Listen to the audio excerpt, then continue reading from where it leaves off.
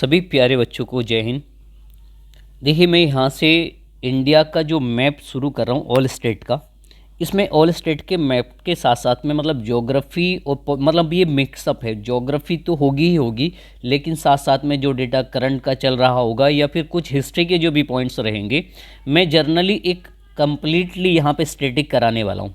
और ये जो वीडियो है, मैं आपको डेफिनेटली ये कह सकता हूँ कि जर्नली मैंने जितना इस पर मैं वर्क करके ये आपके लिए रेडी कर रहा हूँ, तो ये आपका जैसे जीडी का एग्ज़ाम्स हो गया, सीएचएसएल हो गया या केवीएस हो गया, जो भी आपके करंटली एग्ज़ाम्स हैं, ये सब उनको टारगेट करेगी। जैसे मान लो वीडियो का किसी का एग्ज़ाम है, तो वीडियो में जिस तरह के क्वेश्चन पुटअप किए जाते हैं वो डायरेक्टली आपको बहुत सारे क्वेश्चन इस वाली सीरीज़ से मिल जाएंगे। इस सीरीज़ में 15 से 20 वीडियो या ऑलमोस्ट 15 वीडियोज़ रहेंगी। 15 वीडियोज़ में मैं ऑल मैप फिनिश करा दूंगा स्टेट बाय स्टेट। जैसे आज हम लद्दाख और जम्मू कश्मीर के बारे में पढ़ने वाले हैं, थोड़ी सी जानकारी इसमें थोड़ी सी डीप रहेगी, लेकिन मुझे लगता है कि कोई भी, चाहे वो किसी भी डिपार्टमेंट्स की प्रिपरेशंस कर रहा हो, चाहे वो यूपीएससी हो, पीसीएस हो, क्योंकि अगर आपको इंडिया के बारे में अच्छे से इन्फॉर्मेशंस नहीं है, लोकेशन नहीं पता है, तो बहुत सारी चीज़ें हैं कि वो टच पॉइंट नहीं हो पाती हैं। और मुझे ऐसा लगता है कि ज्योग्राफी की अगर अंडरस्टैंडिंग ठीक है तो दूसरे सब्जेक्ट में कमांड बनाना आसान रहेगा। ठीक, तो सबसे पहले मैं आपको जम्मू कश्मीर से डायरेक्ट शुरू करता हूँ। देखो, आपने पढ़ा होगा सर, हमारा जो देश है उसका मतलब देश जो स्वतंत्र हुआ था तो वो 15 अगस्त 1947 में देश स्वतंत्र हुआ। ठीक, जब देश स्वतंत्र हुआ था तो उस टाइम पे हमारे देश का विभाजन हुआ था भारत और पाकिस्तान में। और जब भारत और पाकिस्तान का विभाजन नहीं हुआ था तो आपने पढ़ा है कि उससे पिछले 200 वर्षों से ब्रिटिश हमारे देश पे शासन कर रहे थे। ठीक है, जब अंग्रेज हमारे देश पे शासन कर रहे थे तो अंग्रेजी भी राज्य हुआ करते थे, ब्रिटिश प्रांत जिनको हम प्रोविंस बोलते थे, कुछ देसी रियासतें हुआ करती थी। तो उस टाइम पे जनरली स्वतंत्रता के समय, ये बात समझिए सर, स्वतंत्रता के समय 3 ऐसी देसी रियासतें थीं। रियासत का मतलब अगर नहीं समझ में आए तो 3 क्षेत्र समझ लीजिए। 3 रियासतें थी, जिनमें से एक रियासत हमारे पास में थी जूनागढ़, एक रियासत हमारे पास में थी हैदराबाद, और एक रियासत थी जम्मू कश्मीर, जम्मू और कश्मीर। तो ये 3 रियासतें ऐसी थीं जिन तीनों रियासतों ने ना तो ये पाकिस्तान में शामिल हुई ना भारत में। हालांकि जूनागढ़ और हैदराबाद ये दोनों चाहती थी पाकिस्तान में शामिल होना, और जम्मू कश्मीर ना पाकिस्तान में शामिल होना चाह रहा था और ना ही भारत में। क्या ये बात समझ में आ गई यहाँ पे? यानी कि आपने सीखा, जब हमारा देश फ्रीडम हुआ उस समय, स्वतंत्रता के समय, भारत में 3 ऐसी देसी रियासतें थीं जिसमें जूनागढ़, हैदराबाद और जम्मू कश्मीर, ये तीनों देशी रियासत थी, जिनमें से जूनागढ़, हैदराबाद तो चाहते थे पाकिस्तान में शामिल होना। ये किस में शामिल होना चाह रहे थे? पाकिस्तान में। और जम्मू कश्मीर कैसा रहना चाह रहा था? फ्रीडम, स्वतंत्र रहना चाह रहा था। तो ये चीज़ें आपको समझनी है। ठीक है, ये तीनों रियासतें हैं कहाँ पे? चलिए मैं आपको इनको मैप पे समझा देता हूँ। अगर मैं यहाँ से बात करूँ कि ये वाला जो हमारा एरिया है, तो ये तो हो गया यहाँ पे कश्मीर वाली रियासत थी ये।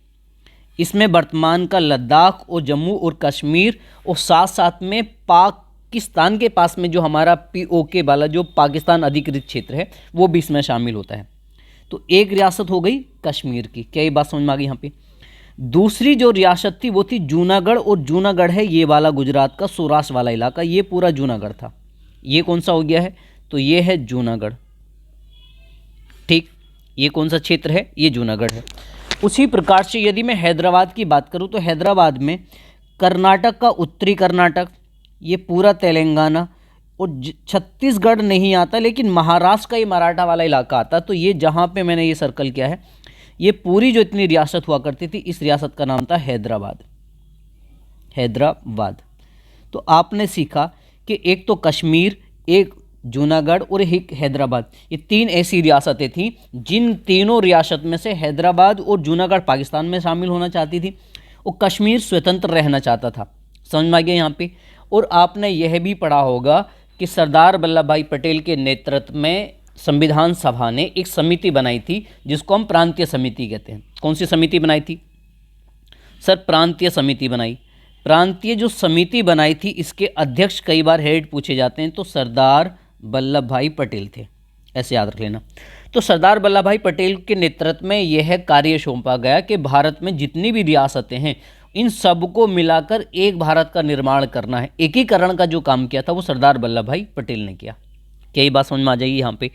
चलिए, तो पहले मैं आपको इन तीनों रियासतों के बारे में थोड़ी सी जानकारी दे देता हूँ यहाँ पे। तो पहली रियासत समझा रहा हूँ मैं आपको, जूनागढ़। कौन सी रियासत? जूनागढ़। ठीक है, जूनागढ़ जनरली है कहाँ पे? तो आपने अब ये मैप के थ्रू भी समझ लिया है कि सर जूनागढ़ की जो रियासत है वो यहाँ है। ये वाला जो इलाका था यहाँ था जूनागढ़। और उस टाइम पे ये जो जूनागढ़ है, यहाँ का अगर नवाब आपसे पूछा जाए कि यहाँ का नवाब कौन था, हेड, तो उसका नाम था मोहम्मद महाबत खान, यानी कि मोहम्मद महाबत खान। मोहम्मद महाबत खान ये तृतीय था यहाँ पे। तो क्वेश्चन ये भी आ सकता है कि जूनागढ़ का अंतिम नवाब कौन था? तो महाबत खान था। क्या ये बात समझ में आ गई यहाँ पे? अब जूनागढ़ क्या था, यहाँ की ज़्यादातर जो जनसंख्या थी वो हिंदू थी, कम जनसंख्या मुस्लिम थी। और विभाजन जो हुआ था 1947 में भारत और पाकिस्तान का, वो सांप्रदायिकता के आधार पर हुआ था, यानी कि एक मुस्लिम राष्ट्र बना, मुस्लिम्स के लिए अलग, और भारत जो था सेक्युलर कंट्री बना था। क्या ये बात समझ में आ गई यहाँ पे? तो जूनागढ़ के यहाँ पे हमने इसको शामिल करने के लिए यहाँ पे करवाया था जनमत संग्रहालय। क्या करवाया था? जनमत संग्रह। जनमत का मतलब एक तरह से आप समझ लीजिए, यहाँ पे हमने वोटिंग करवाई, चुनाव करवाया। किस चीज़ का चुनाव था? हाँ भी ये बताओ कि जूनागढ़ जो है ये भारत में रहेगा कि पाकिस्तान में? जब ये वोटिंग हुई तो इस वोटिंग में इंडिया के फेवर में, इस वोटिंग में इंडिया के फेवर में लगभग 1,90,870 वोट पड़े भारत में। मतलब इतनी जनसंख्या कहाँ की? जूनागढ़ की इतनी जनसंख्या चाहती थी भारत में शामिल होना। जबकि पाकिस्तान के जो फेवर में, देखिए पाकिस्तान के फेवर में जो वोट पड़े थे वो 91, डूब मरने के लिए भी जगह नहीं थी। कितने वोट पड़े थे? तो महाबत खान तो भाग के चला गया था कहाँ पे? पाकिस्तान में। और इस तरह से तो सवाल आएगा कि जूनागढ़ की जो रियासत थी इसको भारत में कैसे शामिल किया गया है? तो आपका जवाब होना चाहिए जनमत के आधार पर। जनमत मतलब वहाँ की जनता के द्वारा वोटिंग करवाई गई और तब जाके जूनागढ़ को भारत में शामिल किया गया। एक बात। दूसरा क्वेश्चन यहाँ से कभी कभी ये पूछा गया है कि जूनागढ़ का भारत में विलय कब हुआ? जूनागढ़ का भारत में विलय। ये जो विलय शब्द लिख रहा हूँ इसको इंग्लिश में मर्ज कहते हैं, हिंदी में और शुद्ध समझेंगे या उर्दू में तो शामिल हो जाएगा। यानी कि जूनागढ़ भारत में कब सम्मिलित या शामिल हुआ। तो ये अगर आपसे डेट पूछी जाए तो ये बहुत बार क्वेश्चन आता है। तो 9 नवंबर, कब की बात है? 9 नवंबर 1947 को। तो एक रियासत हो गई कंप्लीट। क्या क्या सीख लिया आपने? तो जूनागढ़ वाली जो रियासत है ये वर्तमान में भारत के कौन से राज्य में? गुजरात में स्थित है। यहाँ का राजा कौन था? महाबत खान था। ये क्या चाहता था? पाकिस्तान में शामिल होना। लेकिन यहाँ अधिकांश जनसंख्या कैसी थी? हिंदू थी। और दूसरी वहाँ की जो जनता थी वो चाहती थी भारत के पक्ष में आना। इसलिए जब वोटिंग करवाई गई तो ज़्यादा वोट किसके फेवर में आ गए थे? भारत के फेवर में आ गए। इस तरह से जूनागढ़ को भारत में शामिल किया गया। ठीक है, अब दूसरी रियासत आती है हमारे सामने, हैदराबाद। कौन सी रियासत है? हैदराबाद। अब हैदराबाद जो रियासत है, अगर कोई पूछे भाई इसकी स्थिति कहाँ पर थी हैदराबाद वाली रियासत की, तो मूल रूप से हम जर्नली इसमें ये वाला इतना इलाका हम याद रखेंगे। इस इलाके में क्या क्या है? इसमें उत्तरी कर्नाटक है, तेलंगाना है, थोड़ा सा हिस्सा महाराष्ट्र का है। अब उस टाइम पे यहाँ का जो नवाब था, नवाब को, यहाँ के नवाब को कहा जाता था निज़ाम। क्या कहा जाता था? तो निज़ाम मतलब है एक तरह से नवाब। ठीक है, यहाँ का जो नवाब है, उस नवाब का जो नाम था उसका नाम था उस्मान अली। क्या नाम था? उस्मान अली। ऐसे कहा जाता है कि उस्मान अली उस टाइम पे 1947 के टाइम पर पूरी दुनिया में सबसे ज़्यादा अमीर व्यक्ति था। कि ये बात पूरी दुनिया की बात कह रहा हूँ मैं, इतना अमीर था ये उस्मान अली। और कहाँ शामिल होना चाहता था? मंदबुद्धि देखिए, बीच भारत में है भाई, पाकिस्तान आसपास में नहीं है, और फिर भी कहाँ शामिल होना चाह रहा है? पाकिस्तान में। ठीक, अब सुनिए एक और कहानी। फिर इसको भारत में शामिल करने के लिए क्या किया गया? तो हमने करवाई थी यहाँ पे शामिल करने के लिए, इसको जो इंडिया में शामिल किया गया उसके लिए करवाई थी पुलिस कार्यवाही। और आपको पता है कि इंडिया में शामिल करने के लिए ये रिस्पॉन्सिबिलिटी किसको सौंपी गई थी? सरदार वल्लभ भाई पटेल को। तो सरदार वल्लभ भाई पटेल का एक स्टेटमेंट है हैदराबाद के बारे में। उन्होंने कहा था कि हैदराबाद भारत के पेट में कैंसर के समान है। तो क्वेश्चन ये आ चुका है ऑलरेडी कि पटेल ने यह कथन किसके संबंध में कहा था, किस जगह के संबंध में, कि यह भारत के पेट में कैंसर के समान है, और यदि कैंसर के समान है तो इलाज कराना तो बनता है भाई। तो फिर क्या किया गया, तो हैदराबाद का भारत में विलय, भारत में विलय, विलय मतलब हो गया है मर्ज या शामिल। तो भारत में जो विलय किया गया तो किसके द्वारा किया गया है, तो जैसे जूनागढ़ का जनमत संग्रहालय के द्वारा हुआ, लेकिन हैदराबाद का जो विलय किया गया है तो वो क्या था, उसके लिए करनी पड़ी थी पुलिस कार्यवाही। तो किसके द्वारा, पुलिस कार्यवाही के द्वारा, पुलिस कार्यवाही, पुलिस जो कार्यवाही करनी पड़ी थी, तो पुलिस कार्यवाही में हम जो इंडियन पुलिस थी उसने एक ऑपरेशन चलाया था। तो कई बार इस ऑपरेशन का नाम पूछा जाता है, तो ऑपरेशन पोलो, कौन सा, ऑपरेशन पोलो। तो ये क्वेश्चन भी आ सकता है आपसे कि हैदराबाद को भारत में जो शामिल किया गया है, भारत में शामिल करने के लिए हमें पुलिस कार्यवाही करनी पड़ी, और कौन सा ऑपरेशन चलाया था, ऑपरेशन पोलो चलाया था। समझ में आ गया यहाँ पे। और फिर ये विलय कब हुआ, अगर आपसे पूछा जाए कि विलय हुआ यानी कि भारत में ये अंतिम रूप से कब शामिल हुआ, तो भारत में जो इसका विलय हुआ है तो उसकी कई बार डेट पूछी जाती है, तो 17 सितंबर 1948 इस तरह से क्या होता है, और ये अंतिम था जिसको भारत में हमने शामिल किया था। इस तरह से मतलब हैदराबाद को शामिल करने के पश्चात बना था एक खंड भारत। तो सवाल आएगा अंतिम कौन सी रियासत थी जो भारत में शामिल हुई थी, वो थी हैदराबाद। क्या ये बात समझ जाएंगे हम यहाँ पे। अब हम बात करेंगे जम्मू कश्मीर के बारे में, जो टॉपिक भी है हमारा, यहाँ से हम बात करेंगे किस पर, जम्मू कश्मीर। अब जम्मू कश्मीर भी एक शाही बड़ी रियासत हुआ करती थी उस टाइम पे। अगर हम जर्नली इसकी अगर लोकेशन की बात करूं मैं यहाँ पे, तो अगर मैं भारत का मैप लाइक दैट इस कुछ बनाता हूँ तो आप समझ लेंगे। तो ये वाला पूरा जो क्षेत्र है सर, ये वाला जो पूरा इलाका था, तो ये कौन सा था, ये हमारा था है आपका जम्मू कश्मीर रियासत। और उस टाइम पे अगर यहाँ से ये पूछ लिया जाए कि उस टाइम पे यहाँ का जो राजा था, नवाब था, तो उसका नाम क्या था, तो उसको कहा जाता महाराजा, लेकिन नाम है उसका हरि सिंह। तो यहाँ का राजा कौन था, तो राजा हरि सिंह, राजा हरि सिंह ये यहाँ का नवाब था या सम्राट था। कई बार इस राजा का ना वंश भी पूछा जाता है, तो ये डोगरा वंश का था। कौन से वंश का है, डोगरा वंश। तो कैसे सवाल आएंगे, भारत की स्वतंत्रता के समय, भारत की स्वतंत्रता के समय जम्मू कश्मीर रियासत का नवाब या राजा कौन था, तो राजा हरि सिंह थे। ये जम्मू कश्मीर पे किस वंश का शासन था, तो डोगरा वंश का था। क्या ये बात समझ में आ गई यहाँ पे। अब यहाँ से समझ लीजिए कि जम्मू कश्मीर का भारत में कैसे विलय हुआ है, इसको कैसे इंडिया में शामिल किया गया, अगर इसके विलय के बारे में पूछा जाए आपसे। तो इसका जो विलय इंडिया में हुआ तो वो किसके द्वारा हुआ है, बाय मतलब के द्वारा। तो एक एग्रीमेंट किया गया था, तो उसको जनरली हम कह देते हैं विलय पत्र। क्या कहा जाता है, विलय पत्र के द्वारा। इसका क्या मतलब है सर, एक एग्रीमेंट करना पड़ा हमें, एग्रीमेंट, और इस एग्रीमेंट के द्वारा इसको क्या किया गया था, शामिल। और ये एग्रीमेंट किस किस के बीच में हुआ, तो ये एग्रीमेंट जनरली ये हरि सिंह और भारत के जो पहले प्रधानमंत्री थे पंडित जवाहरलाल नेहरू, उनके मध्य ये एग्रीमेंट हुआ। इस एग्रीमेंट में क्या जनरली क्या बातें हुई, इसमें ये कहा गया था, देखो भाई जम्मू कश्मीर पूरी तरह से शामिल नहीं होगा, मतलब कुछ अधिकार जम्मू कश्मीर के पास में रहेंगे। आप केवल इस एग्रीमेंट में जो बातें तय की गई, तो उसमें कहा गया कि जो विदेशी मामले होंगे, तो विदेशी मामले कौन संभालेगा, भारत सरकार संभालेगी। संचार का जो मामला होगा, कम्युनिकेशन का ये मामला, संचार का मामला भी कौन देखेगा, भारत सरकार देखेगी। साथ साथ में जो सेना वगैरह जो आर्मी रहेगी, ये भी कहाँ की होगी, भारत की। बाकी जो राइट्स होंगे वो जम्मू कश्मीर की अपनी अलग सरकार होगी, वो अपने आप अपने तहत उसको चलाएगी।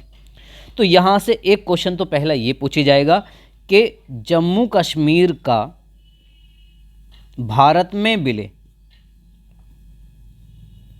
ये कब हुआ।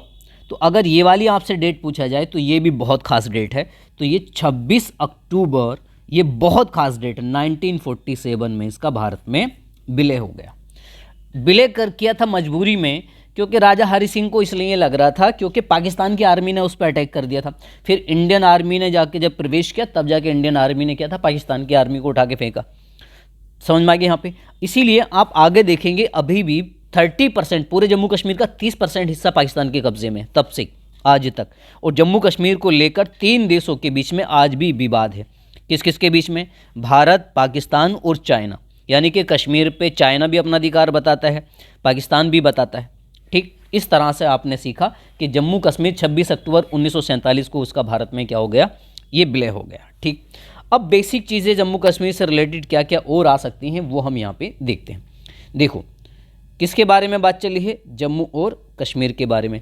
तो उस टाइम पे जम्मू कश्मीर की जो राजधानी हुआ करती थी शुरू में, और अभी तक जो राजधानी रही है पिछले वर्ष तक, यानी कि लास्ट ईयर ये प्रोग्राम हमने चेंज किया है, तो इसकी दो राजधानी हुआ करती थी।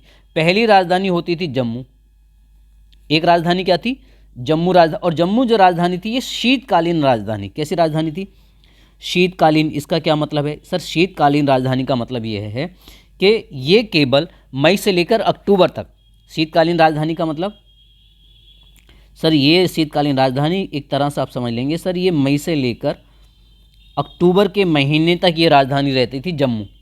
ठीक, क्योंकि नवंबर से बर्फ़ पड़ना स्टार्ट हो जाती थी तो ये रास्ता बंद हो जाता था। ठीक, तो फिर दूसरा सवाल आता है यहाँ पे जम्मू के बाद में, तो दूसरी राजधानी क्या थी, दूसरी राजधानी थी श्रीनगर। कौन सी राजधानी थी, श्रीनगर। तो श्रीनगर कैसी राजधानी थी, तो ये गर्मी में ग्रीष्म राजधानी हुआ करती थी। एक तरह से ये नवंबर से लेकर कब तक रहती थी, अप्रैल तक। तो ये चीज़ हम यहाँ से समझ लेंगे। तो ये जम्मू कश्मीर की राजधानी हो गई। तो पहले ये दो राजधानियाँ हुआ करती थी, अब दोनों को हटा के केवल एक राजधानी बना दी पिछले वर्ष से। आगे समझ लीजिए, जो फैक्ट्स पूछे जा चुके हैं ऑलरेडी डिफरेंट एग्जाम्स में, मैं आपको बता दूं कौन कौन से फैक्ट्स पूछे हैं, किसके बारे में, जम्मू कश्मीर के बारे में, जम्मू एंड कश्मीर। तो फैक्ट नंबर 1, एक तो पूछा जाता है कि जम्मू कश्मीर का भारत में विलय, क्या पूछता है, भारत में विलय। तो ये कब हुआ, ये क्वेश्चन यदि आ जाए तो ये ऑलरेडी आप पढ़ चुके हैं, 26 अक्टूबर 1947 में इसका विलय हुआ, एक डेट। फिर आपको मैंने कहा था कि कंडीशन एग्रीमेंट्स हुआ था, जिसमें हमारे पास में 3 चीज़ों की रिस्पॉन्सिबिलिटी, भारत सरकार जम्मू कश्मीर में केवल अपनी सेना रख सकती थी, संचार के जितने कार्य इंडियन आर्मी देखेगी, ये इंडियन गवर्नमेंट देखेगी, साथ साथ में क्या कर सकती थी, विदेशी मामले हम लोग देखेंगे। लेकिन उसके अलावा क्या होगा, जम्मू कश्मीर का अपना खुद का संविधान अलग होगा। ये सारी कंडीशन थी।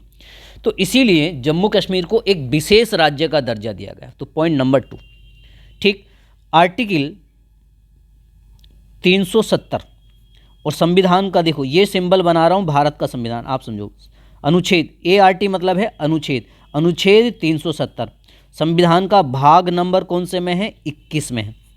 तो अनुच्छेद 370 के तहत जम्मू कश्मीर को विशेष राज्य का दर्जा दिया गया, विशेष राज्य का दर्जा दिया। अब ये राज्य का विशेष राज्य का दर्जा दिया गया, एक एग्जाम में पूछा गया था कि जम्मू कश्मीर में आर्टिकल 370 कब लागू हुआ। अगर ये क्वेश्चन हमसे पूछ लिया जाए कब लागू हुआ, कौन सा आर्टिकल 370, तो ये लागू जो कश्मीर में हुआ था तो ये 17 अक्टूबर 1949 को हुआ था, और 26 नवंबर 1949 में भारत का संविधान बनकर तैयार हुआ। तो आर्टिकल 370 जम्मू कश्मीर में कब लागू हुआ है, तो ये आपने सीख लिया यहाँ पे कि सर आर्टिकल 370 जम्मू कश्मीर में 17 अक्टूबर 1949 को लागू हुआ। फिर आप एक और आर्टिकल्स पढ़ते हैं, वो आर्टिकल आपने कई बार सुना भी होगा, अनुच्छेद 35A। ठीक, तो क्वेश्चन क्या है, इसके तहत भी जम्मू कश्मीर को स्पेशल राज्य का एक दर्जा दिया गया था। तो ये कब लागू हुआ था जम्मू कश्मीर में, अगर ये पूछ लिया जाए तो ये लागू हुआ था 14 मई 1949 को। और किसके रूप में, तो एक अधिवेशन के रूप में, अधिवेशन के रूप में। अब अधिवेशन क्या है, देखो अगर किसी को ये नहीं पता है तो अनुच्छेद आर्टिकल 123 के तहत राष्ट्रपति अध्यादेश या ऑर्डिनेंस जारी करता है। वो पूरी प्रोसेस आपको पॉलिटी वाले लेक्चर में मैंने आपको वहाँ पे पढ़ाई है, आप चाहो तो पॉलिटी वाला लेक्चर इसके लिए पढ़ सकते हो। ठीक, उसके बाद में तो मैंने आपसे कहा कि भी जम्मू जो कश्मीर है, कि जम्मू कश्मीर का अपना अलग संविधान है। ठीक है, तो अगर बात किया जाए जम्मू कश्मीर के संविधान की, तो संविधान से दो क्वेश्चन बनते हैं। कब बना, 17 नवंबर 1956 में। लेकिन मूल रूप से आता है कि संविधान जो लागू कब हुआ, बना कब था, 17 नवंबर 1956 में। लेकिन सवाल आता है ज़्यादातर कि बताइए जम्मू कश्मीर का संविधान कब लागू हुआ था, तो 26 जनवरी 1957 से ये लागू हुआ था। ये वाली डेट आपको एग्जाम में पूछी जाएगी। उसके बाद में क्वेश्चंस क्या क्या क्वेश्चंस फैक्ट्स क्या पूछ सकता है जम्मू कश्मीर के बारे में। तो जम्मू कश्मीर से जो फैक्ट्स पूछे जाते हैं, तो एक जम्मू कश्मीर से फैक्ट ये आता है कि साहब जम्मू कश्मीर के राज्यपाल से क्वेश्चंस आता है। क्या क्वेश्चन आएगा? तो पहला क्वेश्चन तो ये आता है कि जम्मू कश्मीर के पहले राज्यपाल कौन थे। जम्मू कश्मीर के पहले राज्यपाल कौन थे? तो उनका नाम था युवराज करण सिंह या कुछ कर्ण सिंह करके ऐसा उनका नाम था। तो युवराज कर्ण सिंह ये कौन है? जम्मू कश्मीर के पहले governor, the first governor of Jammu Kashmir. 1954 से लेकर 1965 तक ये रहे, और उस टाइम पे इनको राज्यपाल नहीं कहा जाता था। पहले ये जो राज्यपाल पद नाम है, इस पद का नाम हुआ करता था सदर ए रियासत। क्या नाम होता था? सदर ए रियासत। तो ये क्वेश्चंस भी कई बार एसएससी में पहले पूछे जा चुके हैं कि जम्मू कश्मीर के राज्यपाल को किस नाम से शुरू में मतलब पुकारा जाता था। तो सदर ए रियासत कहा जाता था।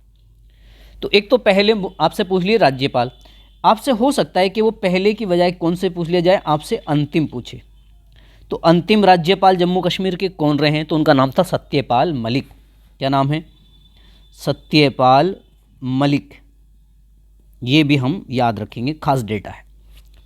और सत्यपाल मलिक जनरली कब से कब तक रहेंगे? तो 2018 से लेके ये 2019 तक रहे, क्योंकि 5 अगस्त 2019 में जम्मू कश्मीर राज्य पुनर्गठन अधिनियम आया था, और 31 अक्टूबर 2019 से लागू होकर जम्मू कश्मीर से कितने राज्य बना दिए गए? 2 केंद्र शासित प्रदेश बना दिए गए। तो इसीलिए सत्यपाल मलिक अंतिम राज्यपाल बने। राज्यपाल के अलावा कभी कभी पूछा जाता है मुख्यमंत्री के बारे में। चीफ मिनिस्टर, मुख्यमंत्री कहाँ का? जम्मू कश्मीर का। जम्मू कश्मीर के यदि आपसे पूछा जाए कि पहले मुख्यमंत्री कौन थे, तो उनका नाम था मेहर चंद महाजन। क्या नाम है? मेहर चंद महाजन। ये पहले मुख्यमंत्री हैं, और मुख्यमंत्री को प्रधानमंत्री कहा जाता था वहाँ के पहले शुरुआत में। तो 1947 से 1948 तक रहे हैं। अगर आपसे पूछा जाए कि अंतिम मुख्यमंत्री का नाम बताइए, यानी कि जम्मू कश्मीर के विभाजन होने से पहले या उसके विभाजन के समय कौन मुख्यमंत्री थे, तो उनका नाम था महबूबा मुफ्ती। महबूबा, ये नाम तो ऑलमोस्ट बच्चों ने सुना ही होगा, महबूबा मुफ्ती। ठीक, कब से कब तक रही थी? तो जनरली इनका टाइम ऐसा समझ लीजिए 2016 से लेके कब तक? 2018 तक समझ लो। तो ये आपने अभी आज की बात नहीं चल रही है, अभी जम्मू कश्मीर का विभाजन नहीं किया है, उससे पहले, यानी कि जब विभाजन अगर क्वेश्चन आ जाए कि जम्मू कश्मीर के जो 2 केंद्र शासित प्रदेश बने, तो उस टाइम पे वहाँ का मुख्यमंत्री कौन था? तो महबूबा मुफ्ती थी। या उस टाइम पर राज्यपाल कौन था? तो सत्यपाल मलिक थे। क्या ये बात समझ जाएंगे आप यहाँ पे? चलो आगे समझते हैं। फिर आपने एक कहानी पढ़ी अभी हाल ही में, हमने पता है कि अब जम्मू कश्मीर से अनुच्छेद 370 को क्या कर दिया गया? हटा दिया गया है। तो हटाने के लिए एक अधिनियम लाया गया जिसको हम कहते हैं राज्य का मतलब जम्मू कश्मीर राज्य पुनर्गठन अधिनियम। तो भारत की जो संसद है, तो ऐसा समझो सर, संसद में एक बिल आया, बिल को हिंदी में कहते हैं विधेयक। बिल या विधेयक आप ऐसा समझ सकते हैं, यह वह प्रावधान है, मतलब कानून बनाने की प्रक्रिया जिससे शुरू की जाती है उसको हम बिल या विधेयक कहते हैं। ये एक तरह से समझ लीजिए, जब तक कोई कानून पूरा नहीं बन जाता उस कानून को कहा जाता है विधेयक। तो संसद में जो बिल लाया गया तो उसका नाम था जम्मू कश्मीर राज्य पुनर्गठन, जम्मू कश्मीर राज्य पुनर्गठन अधिनियम या विधेयक। ये आपको वर्डिंग आ सकता है। तो जम्मू कश्मीर राज्य पुनर्गठन जब अधिनियम आया था, तो इस अधिनियम को लेकर क्वेश्चन, क्या क्या क्वेश्चन आएंगे सुनिए। तो सवाल आएगा कि बताइए ये अधिनियम पारित कब हो जाता है? तो 5 अगस्त 2019 को पास हुआ। दूसरा ये आएगा कि बताइए कि आर्टिकल 370 को हटाने के पक्ष में कितने वोट पड़े थे, वो भी कहाँ पे? पार्लियामेंट में। तो 370 वोट पड़े थे। तो 370 धारा, तो 370 वोट से याद रह जाएगा यहाँ आपको। अब यहाँ से दूसरा सवाल क्या आ सकता है? तो एक सवाल ये आपसे पूछा जाएगा कि बताइए जम्मू कश्मीर राज्य के पुनर्गठन का या पुनर्गठन की घोषणा आपसे पूछी जा सकती है कि घोषणा कब हुई? अगर आपसे ये वर्डिंग पूछा जाए तो 5 अगस्त कब की बात है ये? सर ये बात है 5 अगस्त 2019 की, अनाउंसमेंट की बात, ठीक है। और यदि आपसे यह पूछ ले कि लागू कब हुआ यह अधिनियम, क्या पूछ ले आपसे? लागू, यानी कि देखो लागू का मतलब आप पहले समझो लागू कब हुआ था, तो 31 अक्टूबर 2019 को ये लागू हुआ। इसका मतलब ये है कि भाई 31 अक्टूबर 2019 को जम्मू एंड कश्मीर से 2 केंद्र शासित, यूटी का मतलब है यूनियन टेरिटरी, हिंदी वाले बच्चे इसको लिख लें आप जम्मू मतलब केंद्र शासित प्रदेश, जम्मू कश्मीर से 2 केंद्र शासित प्रदेशों की मतलब लागू कर दिया गया ये प्रावधान। और 2 यूनियन टेरिटरी में कौन कौन बनेगा? जम्मू कश्मीर बनेगा और लद्दाख बना। और ये कब बने हैं? तो ये बने हैं 31 अक्टूबर 2019 को। लेकिन इनके दोनों को बनाने की जो घोषणा हुई थी वो कब हुई थी? तो ये हुई थी आपकी 5 अगस्त 2019 में। क्या अब आपको ये बात समझ में आई कि नहीं? तो यहाँ तक हमने सीख लिया, इस तरह से जम्मू कश्मीर का क्या हो गया है वर्तमान में, विभाजन करके उससे 2 केंद्र शासित प्रदेश बना दिए गए हैं। ठीक है, आगे समझते हैं। अब मैं आपको सबसे पहला फर्स्ट स्टेट समझा रहा हूँ, कौन सा वाला? लद्दाख के बारे में। कौन सा? लद्दाख। तो लद्दाख क्या है बच्चों? तो लद्दाख में वर्तमान में, ये वर्तमान की बात चल रही है, तो वर्तमान में इसमें 2 ज़िले हैं। कितने ज़िले हैं सर? 2 ज़िले। तो सवाल आएगा लद्दाख में कितने ज़िले? 2 ज़िले हैं। कौन कौन से ज़िले हैं? एक का नाम है कारगिल और एक का नाम है लेह। क्या नाम है? और लेह इसकी राजधानी भी है। ठीक, अगर लेह से मैं आपको एक पॉइंट याद करा पा रहा हूँ तो मैं आपको यहाँ से एक पॉइंट और बता दूँ, जो लेह है तो आप यहाँ से चाहो तो इसे लिख भी सकते हैं कि लेह पूरे भारत का सबसे बड़ा ज़िला है। सबसे बड़ा ज़िला किस चीज़ में? क्षेत्रफल में। अगर आपसे क्षेत्रफल में सबसे बड़ा ज़िला पूछेगा तो कौन सा है? तो सबसे बड़ा ज़िला है लेह, यानी कि फर्स्ट रैंक पे। अब इसका मतलब है कि पहला सबसे बड़ा तो है लेह, और लेह के बाद में दूसरा सबसे बड़ा ज़िला है कच्छ। कौन सा ज़िला है? कच्छ है। कच्छ कहाँ पड़ता है? ये गुजरात में पड़ता है। क्षेत्रफल में सबसे बड़ा ये और दूसरे नंबर पर आता है कच्छ। क्या ये बात समझ में आ गई? यहाँ पे दूसरा तथ्य सीख लो।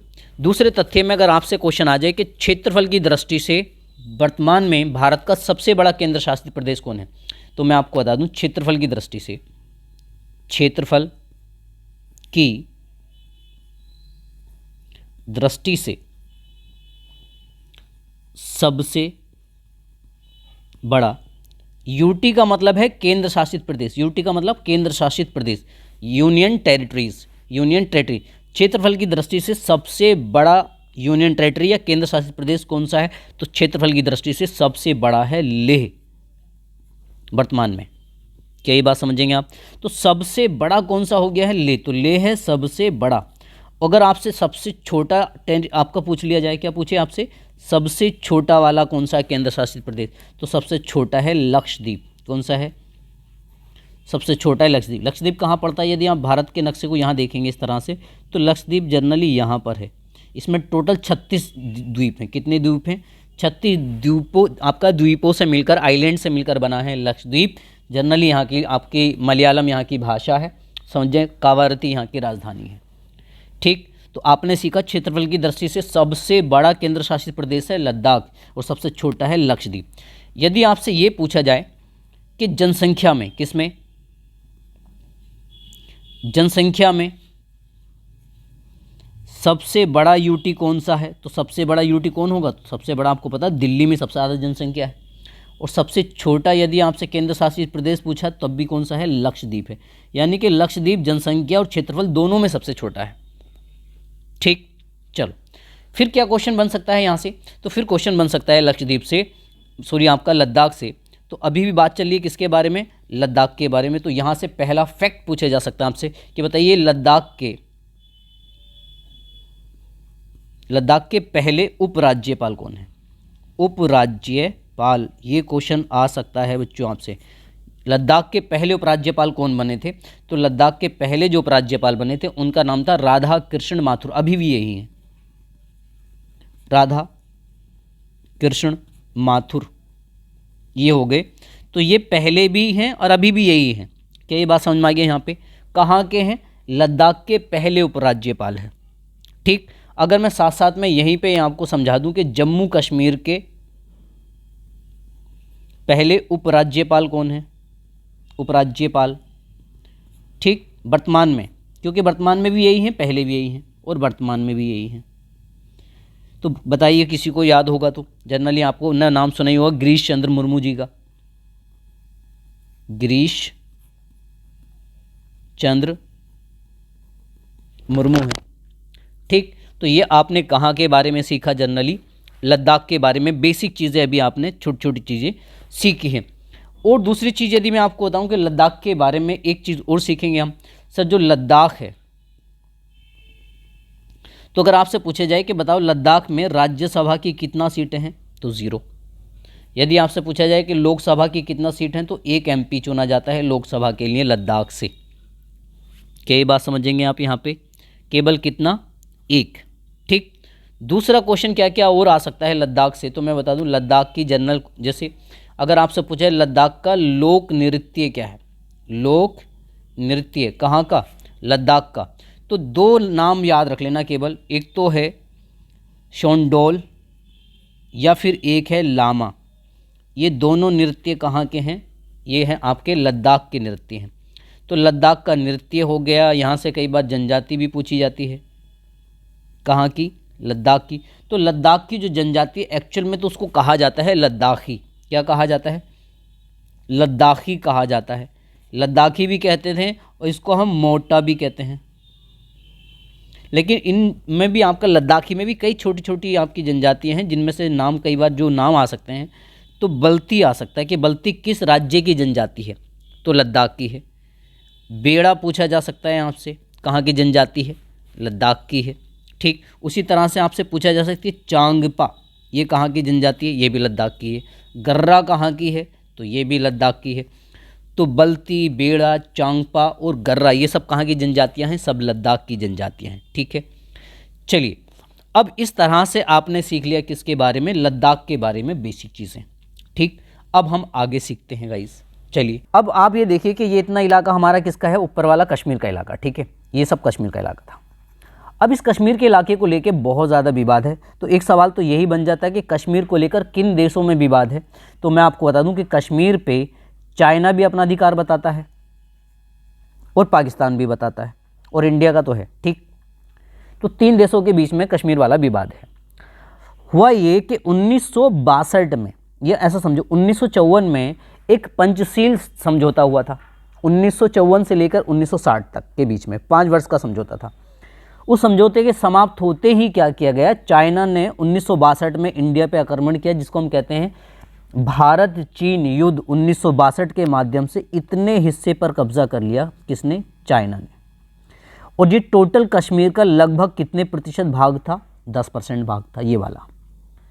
अब ये समझो, इसके यहाँ पे इतना जो इलाका है, यहाँ तक लगभग ये वाला, जिसको देखिए मैं आपको पिंक कलर से ये किया हूँ, इतना इलाका, यानी कि ये टोटल कश्मीर का लगभग कितने % पार्ट है, ये 30% पार्ट है। और इस पार्ट पर जो कब्जा है वो है पाकिस्तान का।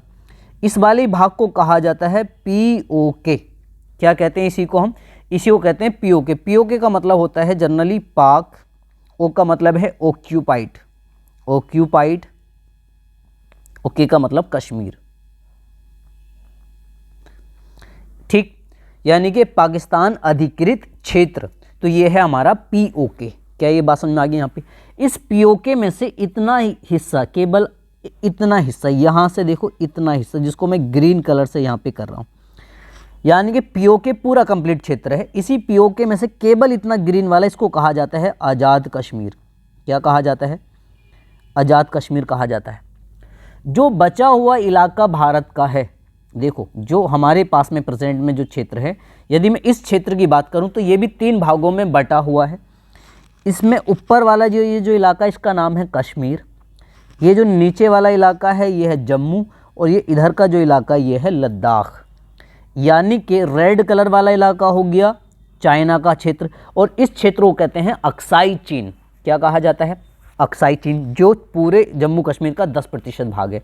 कब कब्जा किया था चाइना ने इस पर, 1962 में। एक बात ये क्लियर हो गई। दूसरा, ये जो पिंक कलर से पूरा ये कवर है, तो ये हमारा पीओके वाला क्षेत्र है, जिसको हम पाक ऑक्युपाइड कश्मीर या पाकिस्तान अधिकृत क्षेत्र कहते हैं। कश्मीर का लगभग कितने प्रतिशत भाग है? 30% भाग है। बचे हुए भाग में यदि आपको मैं इस तरह से यहाँ पे समझा दूँ, तो ये वाला क्या है? ये कश्मीर है, ये जम्मू है और ये लद्दाख है। ठीक, ऐसा समझ लेना। और यहाँ पे अगर आप देखेंगे, इसको याद रखना है, यहीं से समझिए, लद्दाख में क्या है? लद्दाख में जो ज़्यादातर संख्या है ना, तो वो बौद्ध धर्म की है। कौन से धर्म के लोग रहते हैं यहाँ पे? बौद्ध धर्म के। जम्मू में केवल हिंदुओं की संख्या है, मतलब ये 90% वाले भाग हैं, जबकि 90% नहीं, लगभग कम है, लेकिन ज़्यादा संख्या किसकी है? हिंदूज की है। कहाँ पे? जम्मू में। और कश्मीर में किसकी संख्या? तो कश्मीर में है मुस्लिम। तो यहाँ पे 3 धर्मों की बहुलता है अलग अलग प्रदेशों में। क्या ये बात समझ में आई आपको? यानी कि आपको एक बार वापस समझा दूं मैं कि सर पूरा जो कश्मीर था, उस कश्मीर पे जो पाकिस्तान ऑक्युपाइड जो एरियाज़ है, ये कब कब्जा किया था पाकिस्तान ने? सर ये कब्जा किया था जनरली 1947 और 48 में। तो आप समझ लीजिए, ये 1947 से लेकर 1948 के बीच में जितने पे कब्जा हुआ, बस उस पर हुआ। तब से लेकर पाकिस्तान ने कोई कब्जा नहीं किया, उल्टा उसको हमने पीछे भगाया है। 1962 में चाइना ने इस पे कब्जा किया। ठीक। दूसरा, आप 2 लाइनों के बारे में सुनते होंगे, वो भी समझ लीजिए यहीं पर। देखो, एक बाउंड्री है यहाँ से जो मैंने ब्लू कलर से किया, जो ब्लू कलर से जिसको मैंने किया है, इसको कहा जाता है LOC। इसको क्या कहते हैं हम? LOC, लाइन ऑफ कंट्रोल इसको बोला जाता है। यहाँ से जो चाइना के पास में है, ये वाला जो ब्लू कलर इधर साइड वाला, ये वाला, इसको कहा जाता है LAC। ठीक। चलिए मैं इनको आगे और एक्सप्लेन करता हूँ। और इस क्षेत्र में भी अलग अलग चीज़ें हैं, जैसे आप इस मैप के थ्रू समझिए।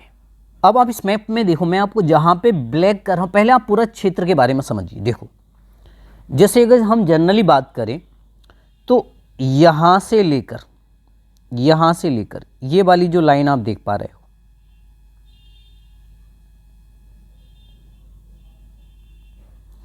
एक बाउंड्री ये है जिसको कहा जाता है क्या? Sir LOC। उसी प्रकार से यहां से आप एक लाइन देख पा रहे हैं,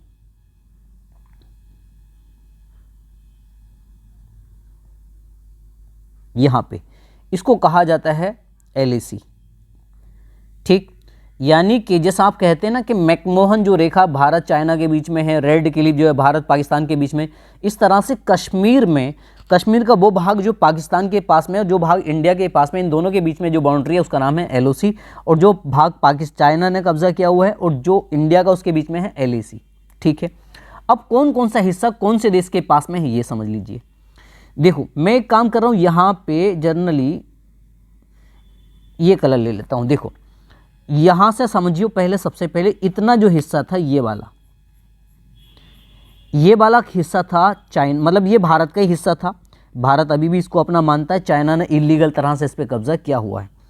तो ये वाला जो भाग है ना, अब इस पे किसका कब्जा है? ये इस पे कब्जा है चाइना का। किसका कब्जा है? इस वाले भाग पे चाइना का कब्जा है। और इस वाले भाग का जो नाम है, इस भाग का नाम, तो इस भाग को कहा जाता है अक्साई चीन। क्या कहा जाता है? अक्साई चीन। समझिए यहाँ पे। और चाइना ने इस पे कब कब्जा किया था? 1962 में। मैं आगे इसके बारे में तथ्य लिख दूंगा। क्या ये बात समझ में आ गई? यहाँ पे अक्साई चीन वाला एरिया हो गया यहाँ तक। ठीक है। दूसरा समझो, अगर मैं आपसे ये बात करूं कि सर यहाँ पे जो इलाका आप देख पा रहे हो,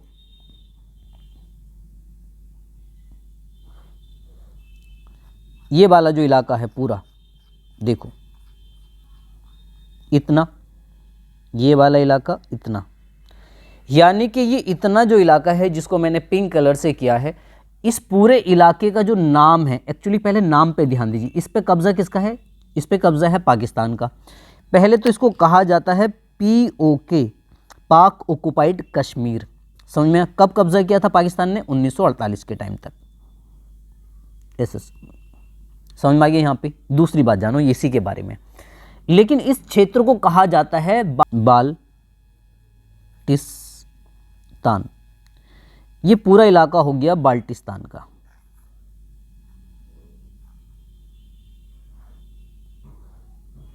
ये वाला इलाका समझ गए यहाँ पे। ये पूरा क्षेत्र कौन सा है? बाल्टिस्तान का क्षेत्र है। अब इस क्षेत्र के अंदर भी क्षेत्र हैं, ये समझिए। कि सर बाल्टिस्तान को कितने पार्ट में हमने भाग मतलब बांट रखा है, इसको समझिए। जैसे यदि मैं यहाँ से करता हूँ, आपको ये वाली लाइन पे वापस आ जाओ आप, इस कलर से जो मैं यहाँ पे कर रहा हूँ, ये वाला जो एरिया है, ये वाला इतना बस एरिया, ये इतना एरिया भी इस वाले क्षेत्र का अगर हमसे नाम पूछा जाए तो उसका नाम है सक्साम घाटी। क्या नाम है? सक्सगाम घाटी, ये क्षेत्र का नाम हो गया। और ये क्षेत्र पाकिस्तान का था, लेकिन पाकिस्तान हरामी ने किसको दे दिया? चाइना को। किसको दे दिया है? चाइना को। ये समझो, इसका मतलब है कि सक्साम घाटी वर्तमान में किसके पास है? चाइना के पास है। तो चाइना का एक इलाका हो गया यहाँ पे इतना, और एक ये बड़ा क्षेत्र पाकिस्तान के पास, चाइना के पास में ऑलरेडी यहाँ से ये है। क्या ये बात समझ में आ गई यहाँ पे? तो ये दो एरिया किसके हो गए? चाइना के हैं। यानी कि सक्साम घाटी पे चाइना का है, अक्साई चीन पर भी किसका कब्जा है? चाइना का। ठीक है।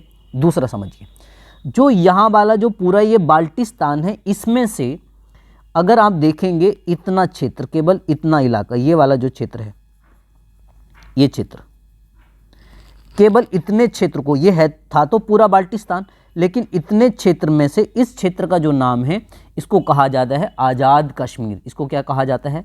आज़ाद कश्मीर। तो इसका नाम हो गया आज़ाद कश्मीर। इस आज़ाद कश्मीर और जो पूरा ये पीओके का जो पूरा क्षेत्र है पीओके, इनके दो नाम हैं। या तो इस पूरे क्षेत्र को कहा जाता है पीओके बाल्टिस्तान, या दूसरा इसमें से जो छोटे छोटे भाग हैं उन पीओके या बाल्टिस्तान में का ये वाला इतना जो भाग है, इस केवल इतने भाग का क्या नाम है? इतने भाग का नाम है आज़ाद कश्मीर। अगर आपसे सवाल आ जाए कि पूरा पीओके, जो पूरा कंप्लीट पीओके है, इस पूरे पीओके की जो राजधानी है वो यहाँ पर है, पूरे पीओके की राजधानी, जिसका नाम है मुजफ्फराबाद। क्या है यहाँ पे? मुजफ्फराबाद। मुजफ्फराबाद पूरे पीओके की राजधानी है मुजफ्फराबाद। पाकिस्तानियों का या आतंकवादियों का अड्डा समझ लीजिए इसको। ठीक। दूसरा पॉइंट, ये जो पूरा इलाका है, ये इतना इलाका नहीं, ये पूरा इलाका, यहाँ का जो पूरा इलाका है, इस पूरे इलाके का नाम है गिलगित। क्या नाम है? ये है गिलगित। गिलगित, गिलगित। ये जो गिलगित है, यहाँ पे पाकिस्तान ने क्या किया? बेईमानटे ने यहाँ पे अमेरिका को दे दिया ये वाला, यहाँ पे उसको, इसीलिए गिलगित में अमेरिका का वायुसेना का अड्डा है यहाँ पे।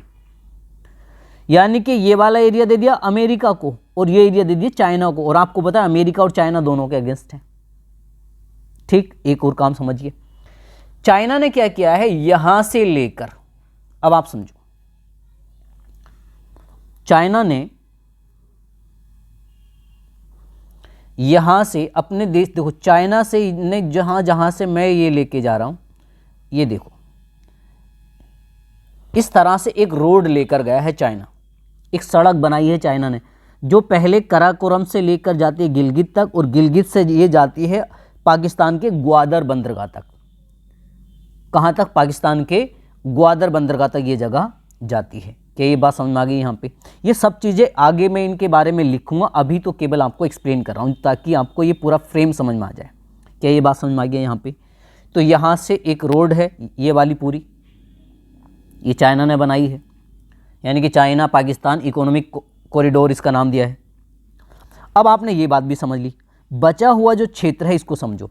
इस बचे हुए क्षेत्र में इतना जो क्षेत्र, ये जो देख पा रहे हैं आप, ये वाला जो क्षेत्र है इतना, ये क्षेत्र है आपका लद्दाख का, और लद्दाख में है दो ज़िले, एक कारगिल और एक लेह।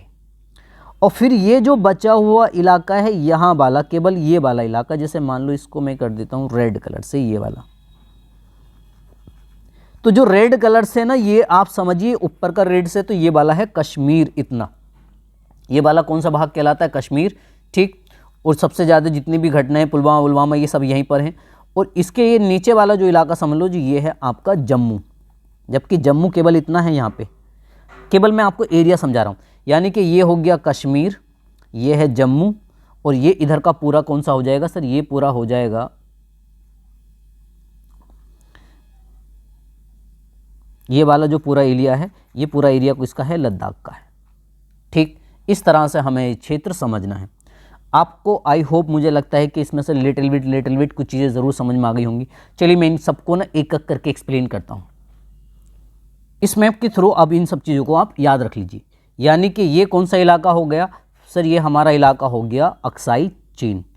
ये हमारी कौन सी होगी, सक्साम घाटी। तो इसका मतलब है इस पर भी किसका कब्जा है, चाइना का, उस पर भी किसका कब्जा है, चाइना का। क्या ये बात समझ में आ गई यहाँ पे।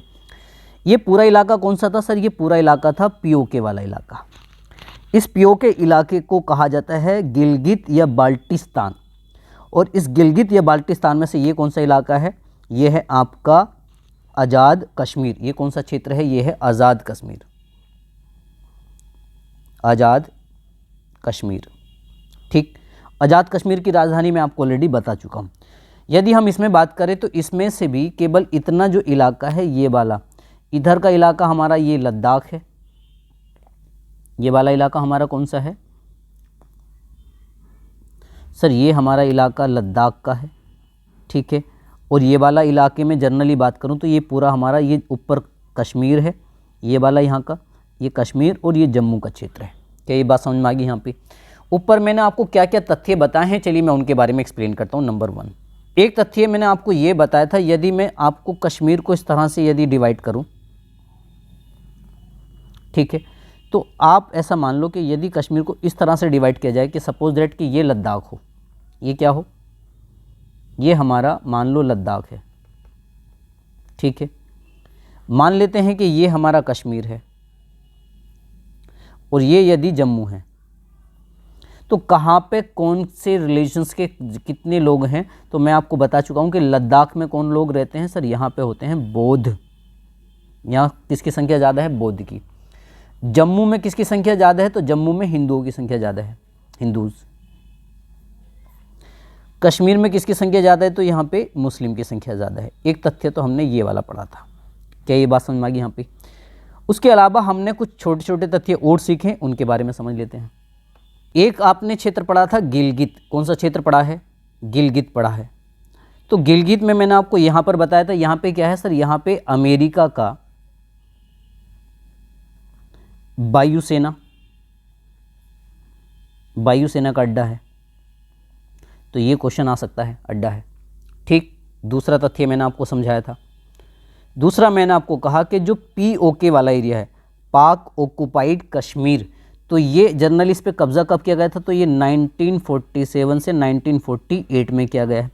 और ये भारत का या ये सॉरी कश्मीर का, ये कश्मीर का कितने प्रतिशत है, कश्मीर का 30% भाग है। ठीक, ये क्वेश्चन आ सकता है आपसे। क्वेश्चन ये भी आ सकता है कि जो पीओके है इसकी राजधानी क्या है, तो पीओके की जो राजधानी है वो मैं आपको बता दिया था, मुजफ्फराबाद। मुजफ्फराबाद ये हो गई इसकी राजधानी हो गई। क्या ये बात समझ में आ गई यहाँ पे। फिर मैंने आपको यहाँ पर दो चीज़ें और समझाई थी कि सर चाइना के बारे में आपसे बात की कि सर चाइना ने क्या किया 1962 में, कब की बात है, 1962 में कौन से वाले हिस्से पे कब्जा कर लिया था, तो भारत के, अगर हम जनरली कश्मीर वाला हिस्सा ऐसे बनाकर चले तो इतने हिस्से पे क्या किया उसने, कब्जा कर लिया है। ये वाला जो इलाका है इतना, इसको क्या नाम दिया था, इसको नाम दिया था अक्साई चीन। क्या नाम दिया है इसको हमने, अक्साई चीन नाम दिया। और अक्साई चीन कश्मीर का कितने प्रतिशत है, तो ये कश्मीर का 10% है। ये क्वेश्चन आए हुए हैं, मैं आपको ये बता दूं, ये क्वेश्चन पूछा जा चुका है। तो 1962 में कब्जा किया था अक्साई चीन पे, और ये कश्मीर का कुल कितने प्रतिशत भाग है, ये 10% भाग है। दूसरा मैंने आपको यहाँ पर ये समझाया कि चाइना क्या कर रहा है, एक रोड बना रहा है। चाइना ने क्या बनाई है, एक रोड बनाई है। यानी कि अभी चीन के बारे में बात चली, तो चाइना ने क्या किया है, एक रोड बनाया है, रोड बनाया। ये रोड कहाँ से कहाँ तक बनाया है, तो इसका मतलब है कि वो जनरली इसी मैप के थ्रू आप ऐसे याद रख लेना। तो चाइना ने जो रोड बनाई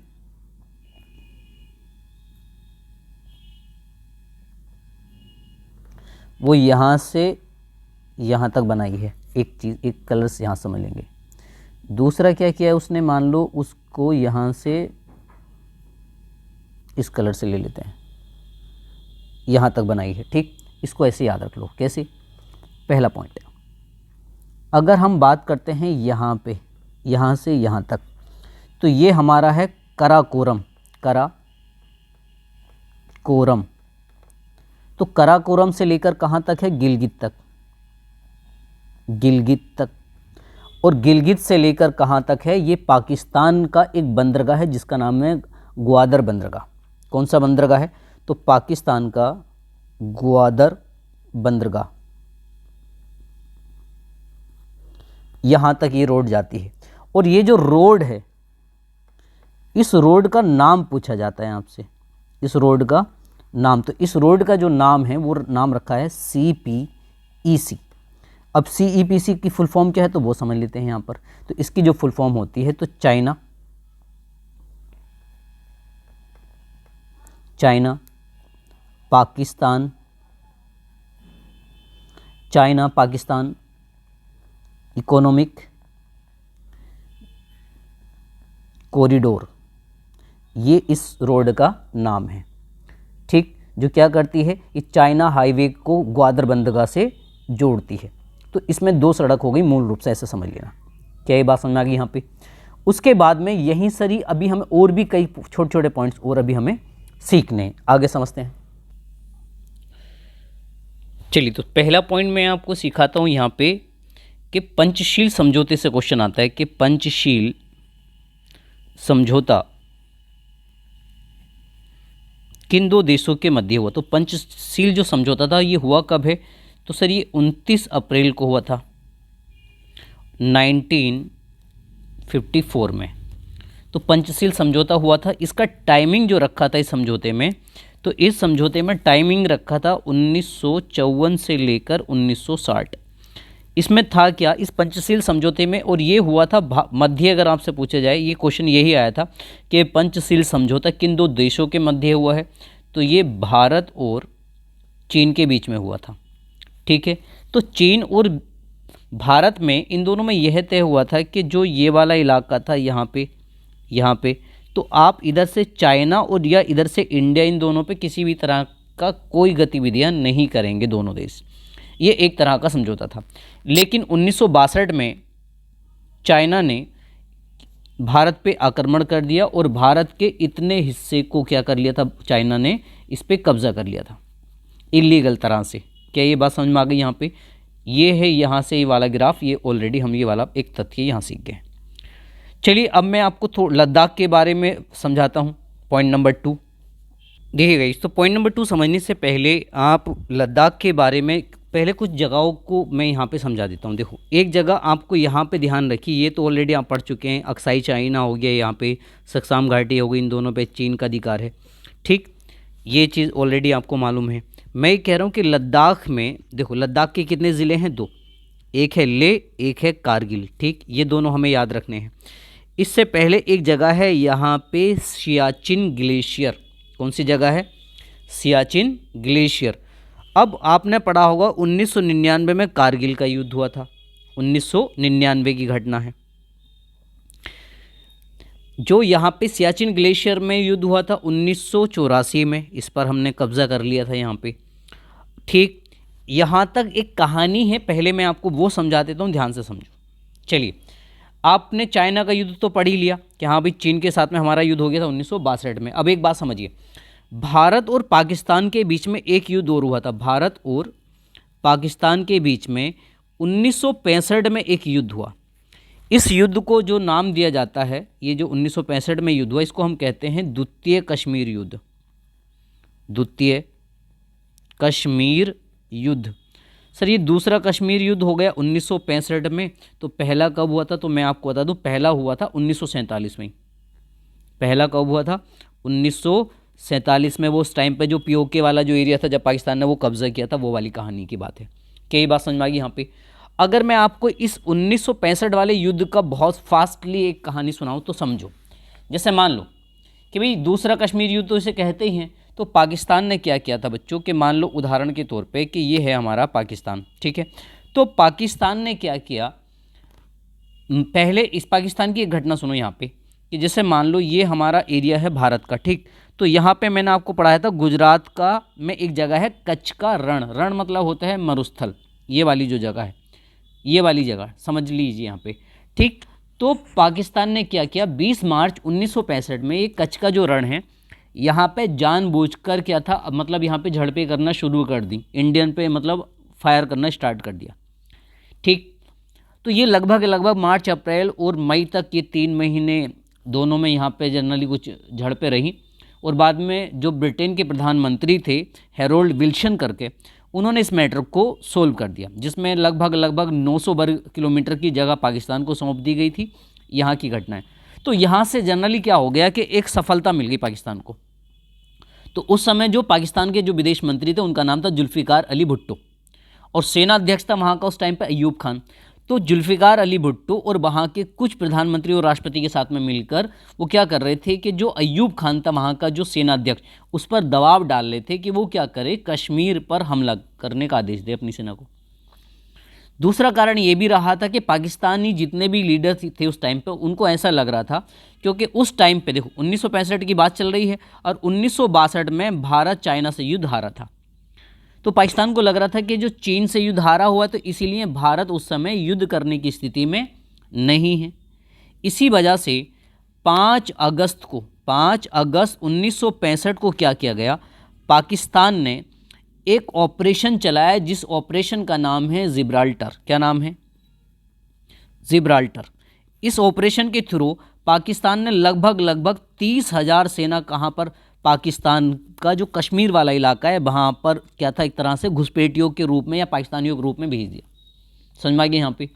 और उनको लग रहा था कि जब ये मतलब सैनिक घुसपैठियों के रूप में पाकिस्तान मतलब भारत में प्रवेश कर जाएंगे तो कश्मीर की जनता भारत के खिलाफ विद्रोह कर देगी और हम लोग इस तरह से क्या कर लेंगे, कश्मीर पर कब्जा कर लेंगे।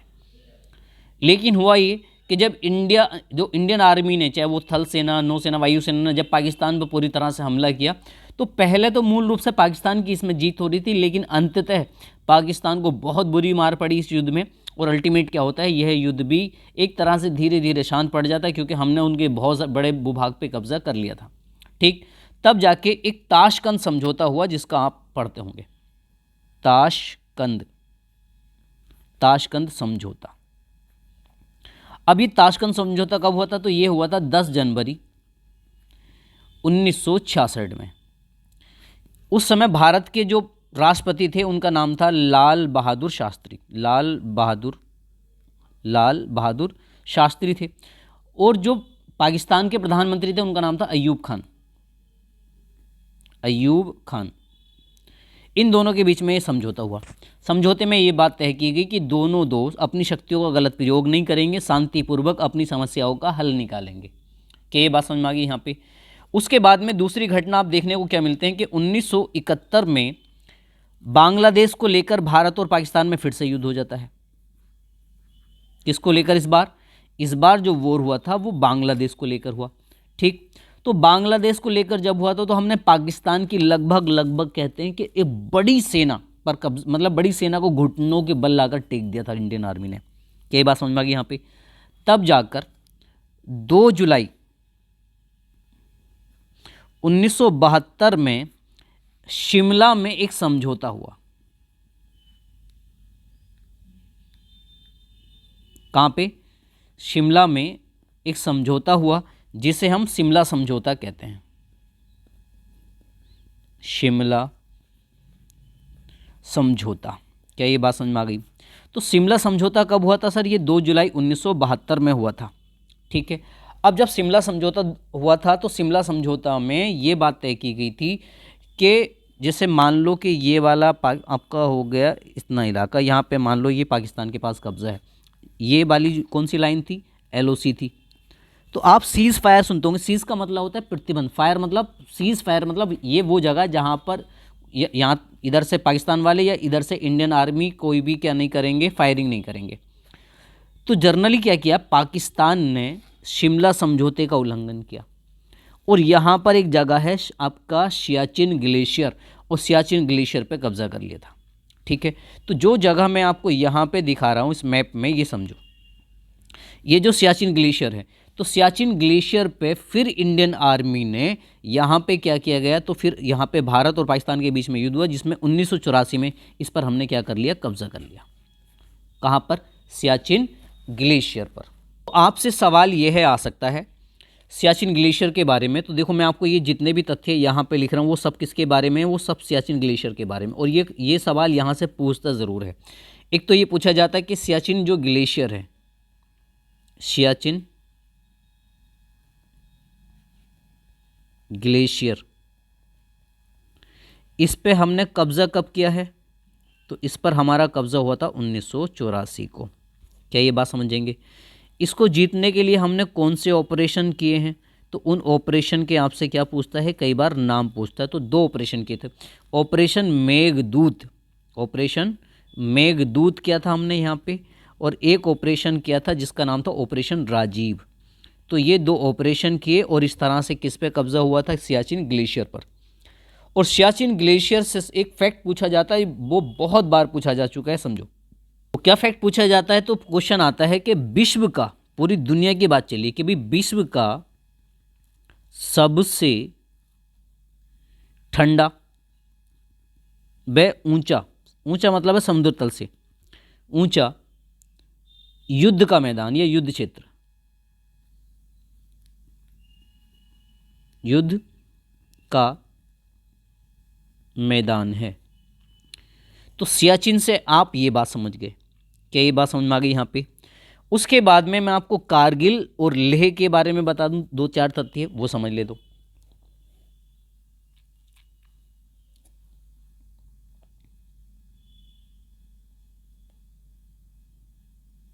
अब किसके बारे में जान लेते हैं, कारगिल के बारे में।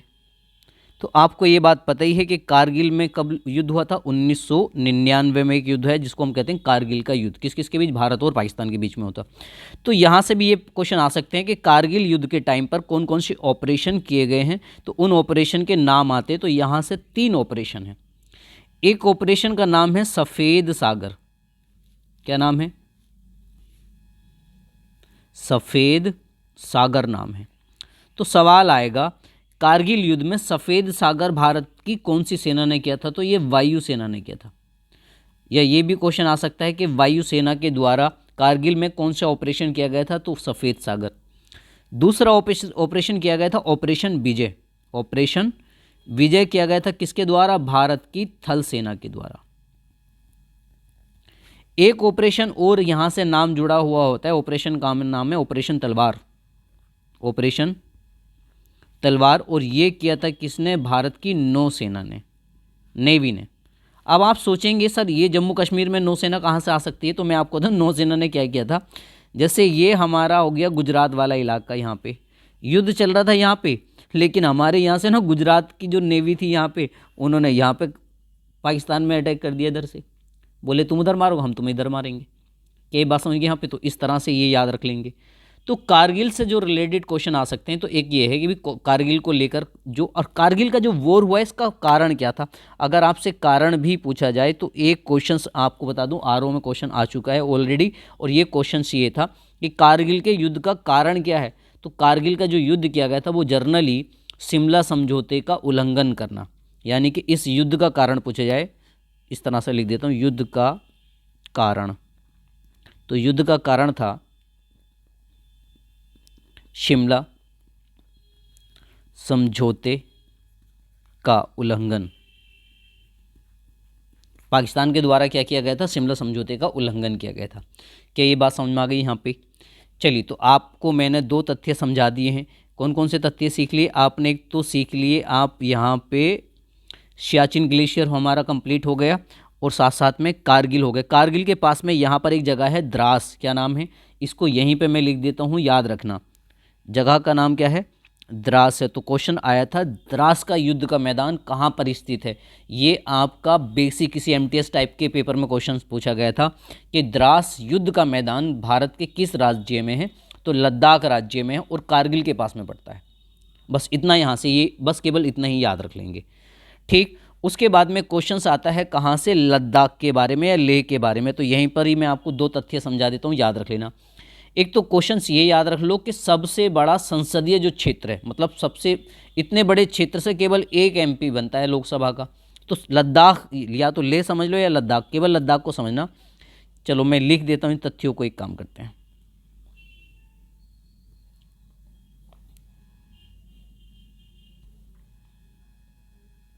तो लद्दाख सबसे बड़ा संसदीय क्षेत्र है। एक तथ्य तो ये वाली लाइन आप याद रखें, कितने एमपी हैं? 1 एमपी बनता है, वो भी कहाँ का? लोकसभा में। ठीक, ऐसे तथ्य याद रख लेना। दूसरा तथ्य आप किसके बारे में याद रख लेना? लेह के बारे में। किसके बारे में? लेह के बारे में। मैंने ये तो ऑलरेडी बता चुका हूँ कि लेह क्या है, सबसे बड़ा ज़िला है क्षेत्रफल की दृष्टि से। तो लेह के बारे में एक तथ्य आप याद रख लेंगे। तो जो लेह का हवाई अड्डा है वो सबसे ऊंचा हवाई अड्डा है, सबसे ऊंचा हवाई अड्डा, एक ये याद रख लेना। एक तथ्य और यहाँ से याद रख लेना कि लद्दाख को, किसे? लद्दाख को छोटा तिब्बत कहा जाता है। तो ये क्वेश्चन पूछे जाते हैं किसके बारे में? ये क्वेश्चन पूछे जाते हैं लद्दाख के बारे में। क्या ये बात समझ में आ गई? तो हमारा सियाचिन वगैरह ये सारी चीज़ें जनरली हो गई। चलो आगे समझते हैं अब।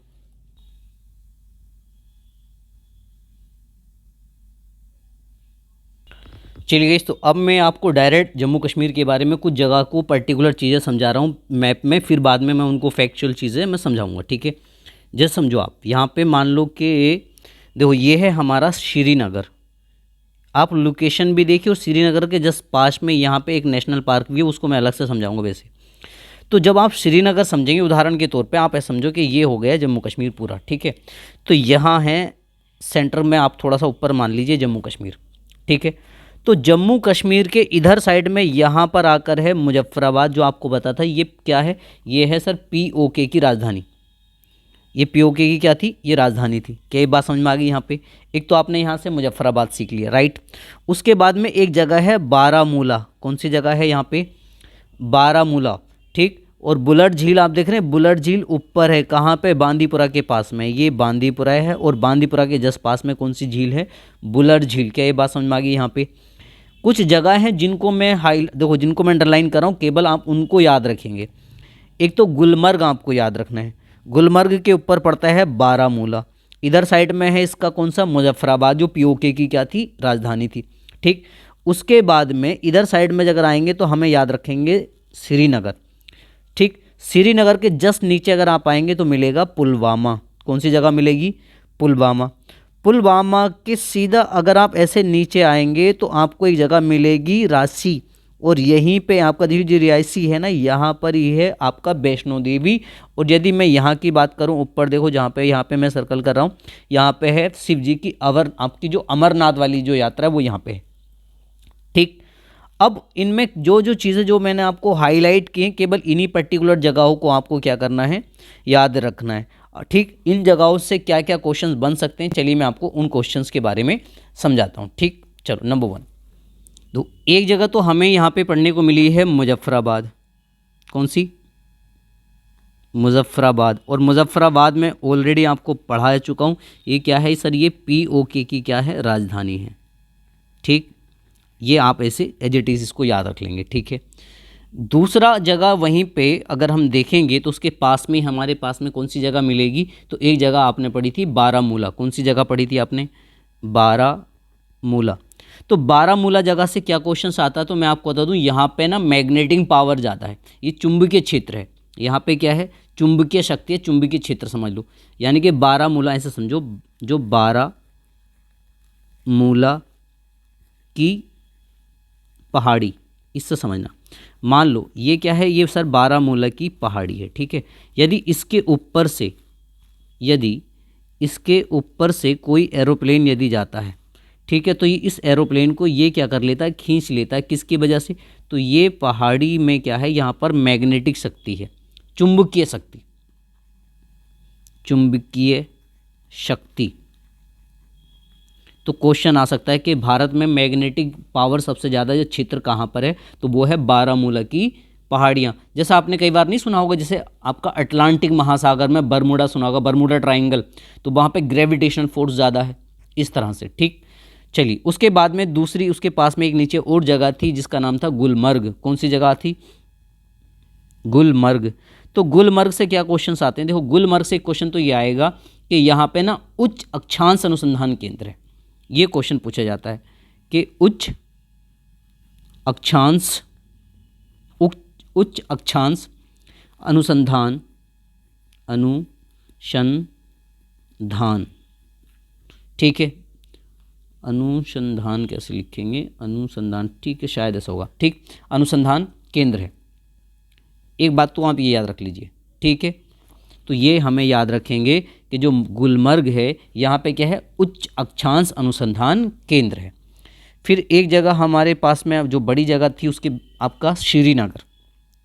श्रीनगर से क्या क्वेश्चन बन सकते हैं, तो पहला क्वेश्चन देखिए, एक तो ये क्वेश्चन आ सकता है कि इसकी स्थापना किसने की थी। तो श्रीनगर जो शहर है इसकी स्थापना की थी अशोक ने, मौर्य सम्राट जो था अशोक।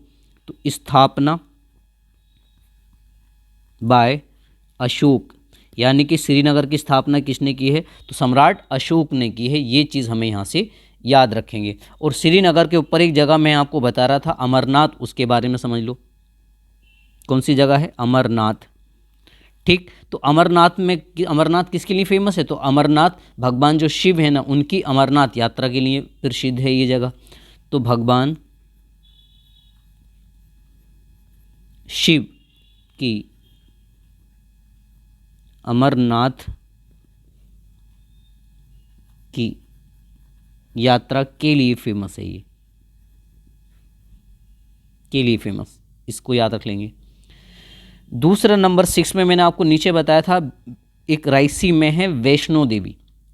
कौन सी जगह है, वैष्णो देवी। और कौन सी जगह पर है ये, रायसी जो वहाँ का ज़िला है। तो वैष्णो देवी, वैष्णो देवी। अब जो वैष्णो देवी जी का जो मंदिर है, तो जनरली किसके लिए, तो वैष्णो देवी ये मंदिर के लिए फेमस है। कौन से ज़िले में है, जम्मू कश्मीर के, तो याद रखेंगे रियासी डिस्ट्रिक्ट में है, ये याद रख लेना यहाँ पे, ठीक। यहीं पे एक और जगह है, यदि हम देख पा रहे हैं तो वहाँ पर एक जगह है उधमपुर। कौन सी जगह है, मतलब उधमपुर भी यहीं पर रियासी के नीचे, और कटरा करके एक जगह मिलेगी, उसके पास में है उधमपुर। चलो अभी मैं मैप में आपको दिखाऊंगा, वहाँ पे एक जगह है उधमपुर। तो वहाँ से क्वेश्चन बन जाता है उधमपुर, चलो ऐसी। तो उधमपुर एक जगह है, यहाँ पर क्या है, जो थल सेना है हमारी, तो उसका उत्तरी कमांड का हेडक्वार्टर है यहाँ पे, यानी कि थल सेना का उत्तरी कमांड का हेडक्वार्टर है यहाँ पे। HQ का मतलब हेडक्वार्टर यानी कि मुख्यालय है, ये याद रख लेंगे। एक हमारी जगह है यहाँ पे जम्मू। कौन सी जगह है, जम्मू। जम्मू किस चीज़ के लिए फेमस है, पहली चीज़ तो ये आ सकता है आपसे कि जम्मू कौन सी नदी के किनारे है, तो ये तवी नदी के किनारे है, तवी नदी के किनारे। एक क्वेश्चन तो ये बन जाता है यहाँ पे, ठीक। दूसरा यहाँ से यदि हम याद रख लेंगे तो यहाँ के रेलवे स्टेशन का नाम भी वैसे जम्मू तवी है। बेसिकली यही क्वेश्चंस आपको जम्मू कश्मीर से पूछे जाते हैं पॉलिटिकली। अब मैं आपको समझा रहा हूँ जम्मू कश्मीर से किसके बारे में। जनरली बहुत छोटे छोटे तथ्य हैं जो उसके आपका फिजिकल मैप से, जो पॉलिटिकल जो आपका फिजिकल जो मैप है वहाँ से क्या क्या क्वेश्चंस पूछे जा सकते हैं। चलो पहली चीज़ समझो, सबसे पहला तो पहली चीज़ तो ये है कि सर यहाँ पे ये जो जगह है हमारी, आपको ये तो पता ही है कि जनरल ये कौन सी जगह है, ये वो जगह है जो किसके पास में है, जनरल आपका चाइना के पास में। तो यहाँ पे एक मैदान है, यहाँ से क्वेश्चन पूछा जा सकता है। तो यहाँ किस चीज़ का मैदान है, तो यहाँ पे ये शोडा का मैदान है। और एक तरह से ये क्या है, ये कोल्ड डेजर्ट है, ये कोल्ड डेजर्ट रेगिस्तान है, ये ठंडा रेगिस्तान। भारत में सबसे बड़ा जो रेगिस्तान है ये कोल्ड, यही वाला डेजर्ट है, ठीक। तो एक तो ये याद रख लेंगे। दूसरा यहीं से अगर आपको पाएंगे तो एक मैदान आपको यहाँ पे मिलेगा, ये वाला। ये पहले हम मैदान की बात करें, एक मैदान यहाँ पे जिसका नाम है देपसांग का मैदान। क्या नाम है, देपसांग का मैदान। तो एक तो आप ये वाला भी याद रखेंगे। कितने मैदान हो गए, 2। एक मैदान जनरली आप देखेंगे तो यहाँ पर एक मैदान है, ठीक। इस मैदान का जो नाम है, इसका नाम है देओसाई मैदान। किस क्या नाम है, देओसाई। ये देओसाई का मैदान है। मैदान कितने मैदान हो गए हमारे पास में, 3 मैदान हो गए, ठीक। तो मूल रूप से अगर आपसे पूछेंगे तो इन 3 ही मैदान के बारे में आपसे पूछा जाता है। क्या ये बात समझ में आ गई यहाँ पे? चलिए दूसरा समझाता हूँ मैं इससे नेक्स्ट पॉइंट। अब यहाँ पे हम समझेंगे पर्वतों के बारे में। ठीक, पर्वत समझ लीजिए। देखो, आपको एक पहले पर्वत समझने से पहले आप यहाँ एक चीज़ समझ लीजिए। जैसे मान लो, उदाहरण से समझा रहा हूँ। जैसे मान लो कि ये क्या है, हिमालय है।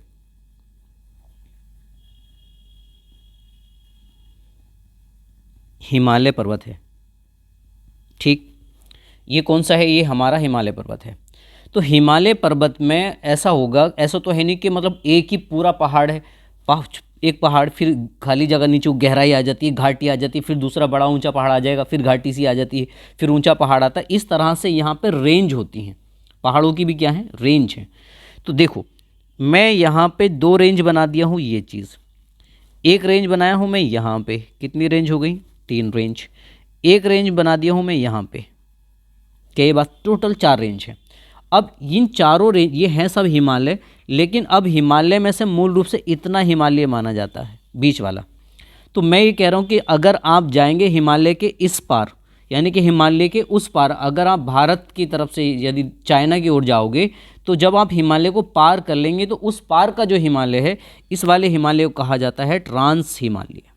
क्या कहा जाता है? ट्रांस हिमालय।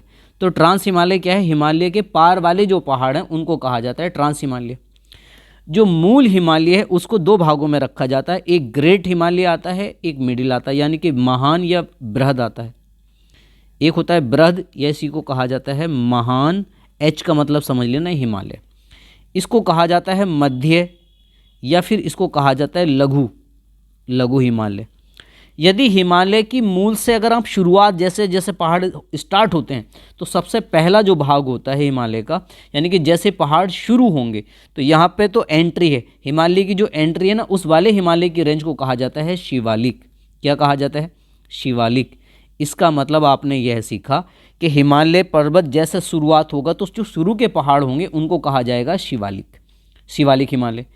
शिवालिक के बाद में चले जाएंगे तो मध्य या लघु हिमालय, फिर बड़ा बृहद हिमालय आता है, माउंट एवरेस्ट वाली रेंज आ जाएगी। हिमालय के उस पार के जो पहाड़ हैं उनको कहा जाता है ट्रांस हिमालय। क्या ये बात समझ में आ गई यहाँ पे? अब आओ जम्मू कश्मीर के इलाके में। मैं यहाँ पे आपको जर्नली 4 हिमालय बता रहा हूँ। एक हिमालय की रेंज है, दूसरी हिमालय की रेंज है, तीसरी हिमालय, ये एक ही हिमालय में से आप सोचिए किस तरह से, ये समझो। यदि मैं आपसे ये कहूँ कि भाई ये जो 3 हिमालय हैं, ये वाले इतने यहाँ से यहाँ तक, ठीक, यानी कि ये जो 3 हिमालय हैं, ये तीनों हिमालय ट्रांस हिमालय का भाग है। कौन से हिमालय का भाग है? तो सर ये ट्रांस हिमालय, ट्रांस हिमालय। इसका मतलब हिमालय के पार के हिमालय हैं, यहाँ तक हिमालय होगा। क्या ये बात समझ जाएंगे यहाँ पे? तो ये जो 3 हिमालय, इनके भी नाम हैं। ये जो पहला वाला हिमालय है, इस हिमालय को कहा जाता है कराकोरम हिमालय या कराकोरम पर्वत श्रेणी, कराकोरम पर्वत। उसी प्रकार से दूसरा वाला जो हिमालय है, इस वाले हिमालय को कहा जाता है लद्दाख हिमालय, लद्दाख हिमालय।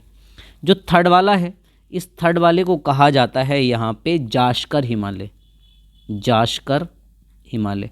कितने हिमालय हो गए? 3। तो आप मुझे बस ये बता दीजिए कि जास्कर हिमालय कौन से हिमालय का भाग है?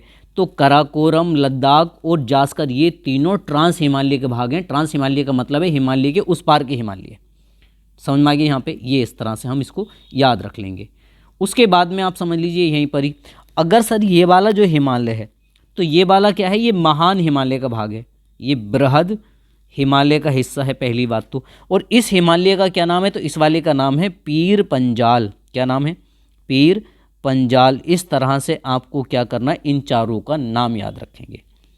ऊपर वाली जो रेंज है कराकोरम, बीच वाली जो है लद्दाख, उससे कम वाली जो है ये थर्ड वाली, इसका नाम है जास्कर। तो कराकोरम, लद्दाख और जास्कर ये ट्रांस हिमालय के भाग माने जाते हैं, जबकि पीर पंजाल ये बृहद हिमालय या महान हिमालय का हिस्सा माना जाता है। क्या ये बात समझ में आ गई यहाँ पे? तो इस तरह से ये हमारा कौन सा क्वेश्चन कवर हो गया? जनरली पर्वतों से। अब जो कराकोरम है, तो इसकी बहुत सारी चोटियाँ, जैसे ये भी एक चोटी है उदाहरण के तौर पे। देखो, जैसे कराकोरम है तो सर एक चोटी ये हो गई, एक चोटी ये है, एक चोटी यहाँ पर एक, तो इनके क्या किए? नाम कर दिए। K1, K2, K3, K4 इस तरह से। क्या ये बात समझ जाएंगे? तो जो इसकी सबसे बड़ी चोटी है उसका नाम है K2। क्या नाम है? यानी कि सर अगर मैं यहाँ पे आपको एक्सप्लेन करूँ, समझो, मान लो कि ये वाली जो रेंज है इसका नाम है कराकोरम, ठीक, ऐसे समझो। तो कराकोरम में क्या है, ये वाली एक चोटी हो गई, एक ये है, एक ये है, एक ये है, तो इसका नाम रखा K1, इसका नाम रखा K2, इसका क्या नाम रख दिया K3, इस वाली का मान लो नाम है K4।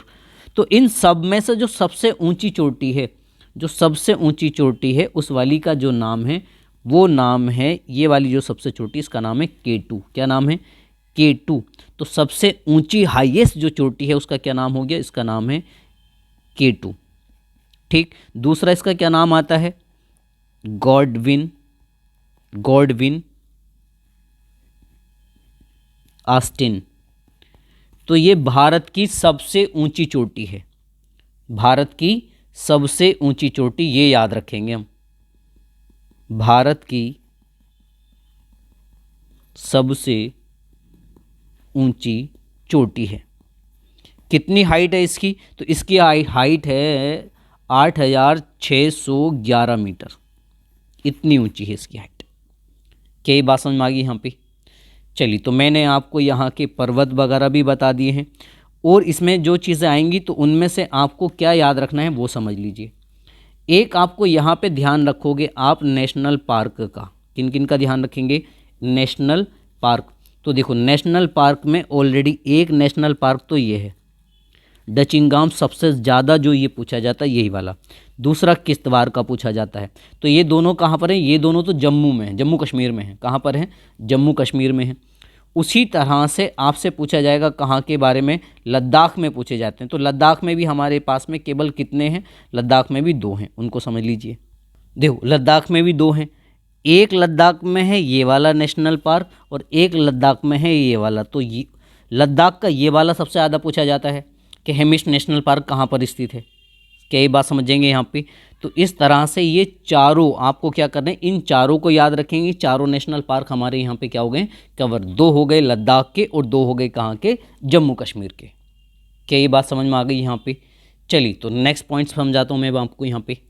चलिए गाइस, तो 2-4 तथ्य और जान लेंगे हम जम्मू कश्मीर के बारे में। अगर आपसे जम्मू कश्मीर की जनजातीय पूछी जाए तो सबसे ज़्यादा जो क्वेश्चन में जनजाति पूछी जाती है या तो डोगरा या फिर गुर्जर या फिर बकरवाल। ये तीनों जनजातियों के नाम याद रखें। जब भी क्वेश्चन आए कि डोगरा, गुर्जर या बकरवाल जनजाति किस राज्य से संबंधित हैं, तो ये जम्मू कश्मीर से रिलेटेड है।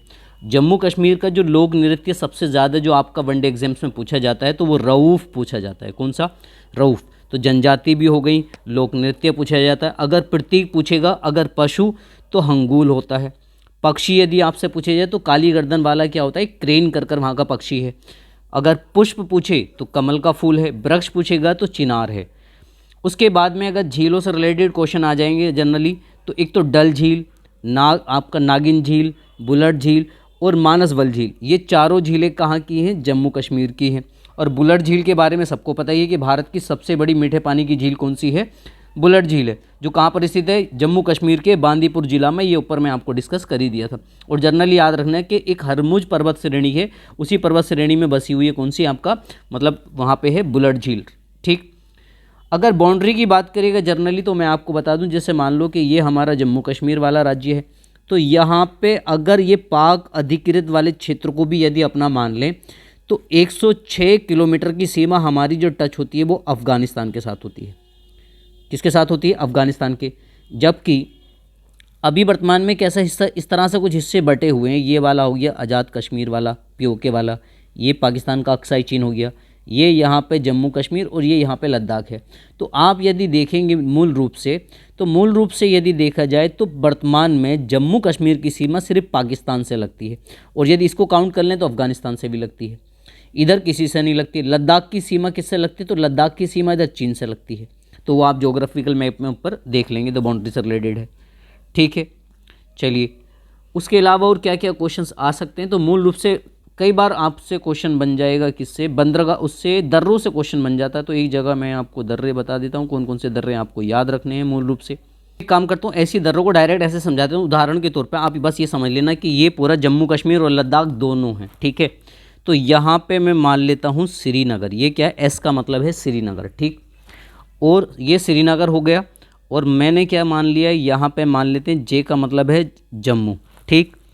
इसको मैं मान लेता हूँ यहाँ पे आपका है लेह, ये क्या है आपका लेह है, और ये मान लेता हूँ मैं आपका गिलगित इधर वाला एरिया, ये कौन सा है, ये गिलगित वाला इलाका हो गया, ठीक है। ये मान लेता हूँ ये आपका पॉइंट मान लेता हूँ चीन वाला इलाका है। बस आपको ये वाले बस इतने दर्रे याद रखने हैं। देखो एक दर्रा क्या करता है, वो दर्रा यहाँ से अगर आप देखेंगे तो श्रीनगर को जोड़ रहा है किससे, यहाँ से लेह से, ठीक।